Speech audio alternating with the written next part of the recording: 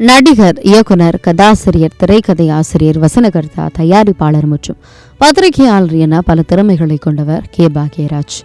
இவர் 1953 ஜனவரி 7 ஈரோடு மாவட்டம் கோபிச்செட்டிப்பாளையம் அருகே உள்ள வெள்ளாங்குயில் கிராமத்தில் பிறந்தார். இவரது பெற்றோர் கிருஷ்ணசாமி மற்றும் அமராவதி.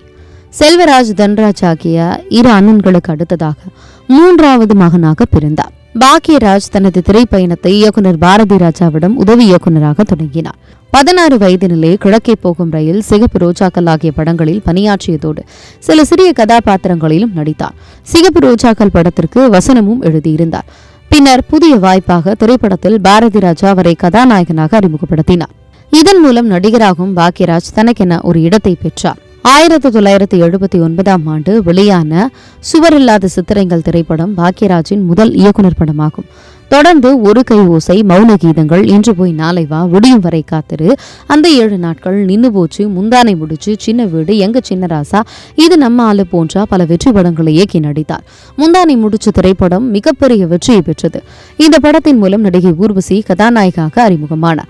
அதே போல டார்லிங் டார்லிங் டார்லிங் திரைப்படத்தில் இணைந்து நடித்தார் நடிகை பூர்ணிமாவை. பின்னர் பாக்யராஜ் திருமணம் செய்து கொண்டார். பாக்யராஜின் திரைக்கதைகள் எளிமையானவை, நகைச்சுவை நிறைந்தவை, குடும்ப உறவுகளையும் மனித உணர்வுகளையும் இயல்பாக சொல்பவை. சாதாரண ஒரு கதையையும் சுவாரஸ்யமான திரைக்கதையாக மாற்றும் திறமை அவருக்கு இருந்தது. காதல், குடும்பம், திருமண உறவுகள் மற்றும் நகைச்சுவை ஆகியவற்றை இணைத்து மக்கள் ரசிக்கும் படைப்புகளை வழங்கினார். அவரது வசனங்கள் இன்று வரை ரசிகர்களால் நினைவு கூறப்படுகின்றன.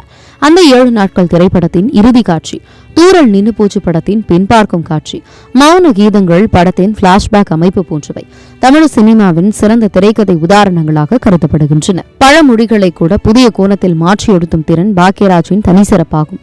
அன்றாட வாழ்க்கையில் நடக்கும் சாதாரண சம்பவங்களை நகைச்சுவையுடன் திரையில் காட்டி ரசிகர்களின் மனதில் நீங்காத இடம் பிடித்தார். தமிழில் மட்டுமல்லாமல் இந்தி திரையுலகிலும் தனது திறமையை நிரூபித்தார். அமிதாப் பச்சன் நடித்த ஆக்ரி ரஸ்தா திரைப்படத்தை இயக்கி அதையும் பெரிய வெற்றி படமாக மாற்றினார்.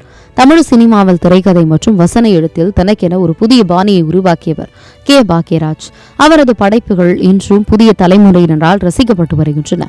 தமிழ் திரைப்பட வரலாற்றில் சிறந்த திரைக்கதை ஆசிரியர்களில் ஒருவராக அவர் மதிக்கப்படுகிறார். சாதாரண வாழ்க்கையை அசாதாரண சினிமாவாக மாற்றிய படைப்பாளி கே. பாக்யராஜ் தற்போது நம்மை விட்டு பிரிந்து விட்டார். அவர் நம்முடன் இல்லாவிட்டாலும் அவர் படைத்த கதைகள், திரைக்கதைகள், வசனங்கள் மற்றும் நடிப்பு என்றும் தமிழ் சினிமா உலகில் அழியாத தடம் பதித்திருக்கும்.